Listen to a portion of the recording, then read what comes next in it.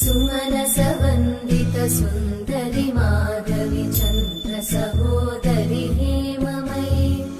मुनिगणवन्दित मोक्षप्रदायिनि मञ्जुळवासिनि वेदनुते पङ्कजवासिनि देव सुपूजित सद्गुणवर्षिणि शान्तियुते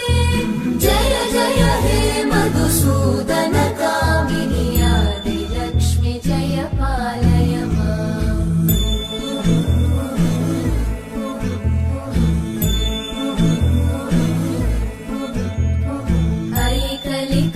ऐकलिकल्मषनाशिनि कामिनि जय जय हे मधुसूदन कामिनि आदिलक्ष्मि जय पालय माम्